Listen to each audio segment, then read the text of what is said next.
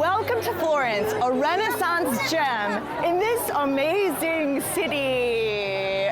Welcome to Florence, the most beautiful Renaissance city. You know what, this really isn't working. Can we start over again? Starting over early in the morning. That is so much better.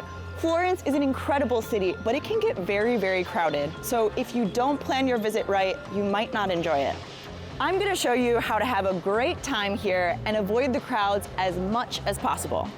We'll learn about the city's Renaissance history, check out some of my favorite places, try some local Tuscan cuisine, and even have a moment alone with someone very special. Personally, I love Florence. I spent a lot of time here in my 20s when I was studying, and I'm really excited to show you around today. We begin at the Duomo, the Santa Maria del Fiore Cathedral, the heart of Florence's historic center. It's also free to enter, by the way. So impressive. If you don't mind waiting in line, you can also go up to the top for a great view. The best way to get around the center is to walk.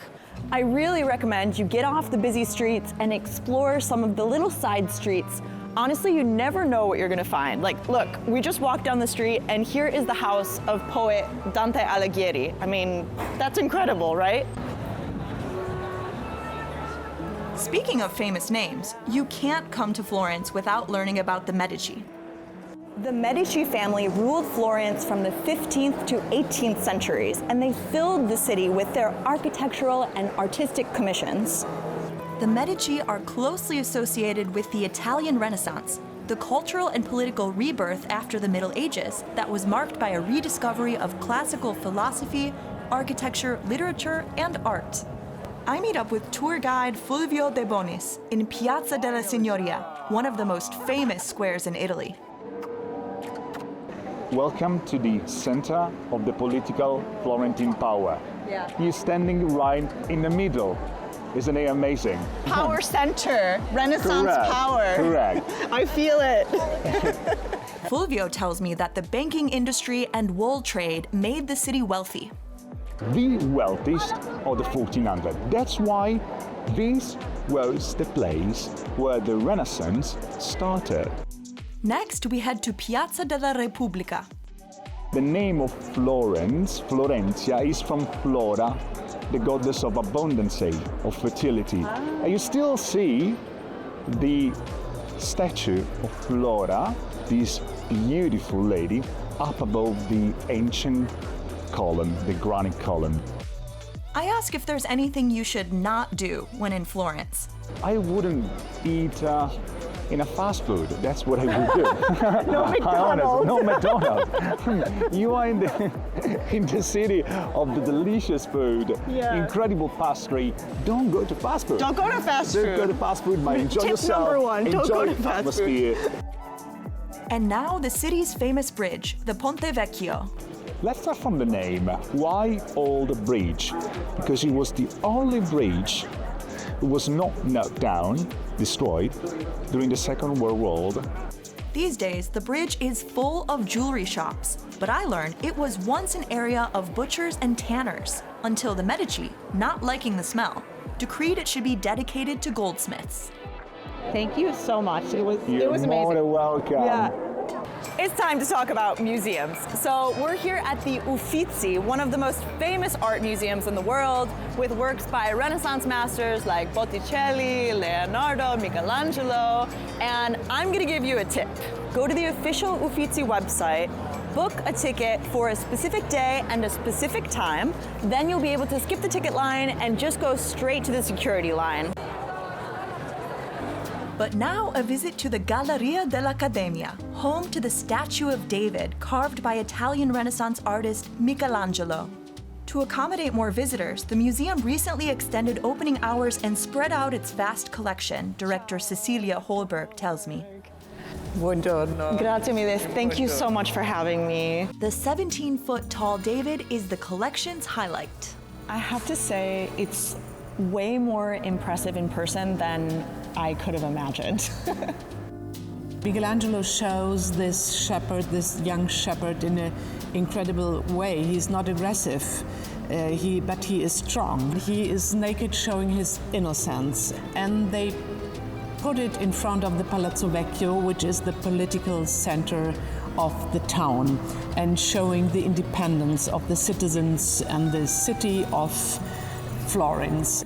This symbol of Florence is one of the most famous sculptures in the world. And now I have a moment alone with him. I think I'm in love. But now it's time to cross the Arno River to check out my favorite part of the city, the Odrarno district. You'll find fewer tourists here. I really like the vibe on this side of town. It's a little bit more alternative, definitely more laid back, and you can find lots of great restaurants without all of the crazy crowds. I really like the areas around the churches of Santo Spirito and San Frediano. It's also Florence's artisan district. Crafts like leatherworking, silver and goldsmithing have been practiced here for centuries. So it's a good place to look for high-quality souvenirs from Florence. At Lipogrifo, Duccio Raffaelli and his parents use a centuries-old etching technique called acquaforte. I was curious to check it out. Thank you so much for having me here in your atelier. Can you tell me a bit about what you and your family do here? Yes, we do etchings. This is an ancient process that was invented in the 16th centuries and for 400 years was used for the illustration of books. But today we use for decor, for art. We start with one engraving on the copper. We put a wax varnish on the top of the plate, we etch and then keep it in acid. After make the matrix, we can print one by one. We spread the ink all around into the grooves, then we clean, we remove the ink in excess, then we put a wet paper on the top of the plate. Then the print, the ink, after transferred into the plate, goes into the paper. After goes from the press machine. So then we wait a couple of days, 2 or 3 days to dry the ink and the paper, and then we can keep in black and white, or if you want, we can colors. We use watercolors, so each one is paint one by one. Wow, it was really peaceful in there, and I definitely could have stayed all evening, but we have to go check out the sunset. Let's go. The most popular place to watch the sunset is Piazzale Michelangelo.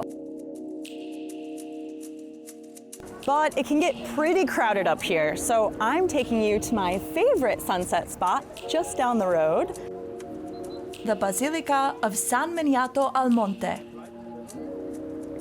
And to go with this beautiful sunset, I thought it would be nice to have some classical music here in Florence. So I've invited my friends Trio Chitarristico Fiorentino.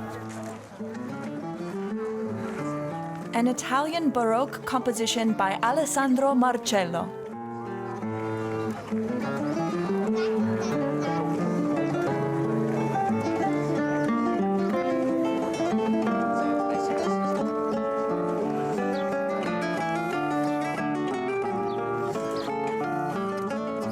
Dinner at Trattoria Enzo e Piero, which specializes in Tuscan cuisine. Joining me are some friends who live in Florence, including fellow Michigan girl, author Casey Rose.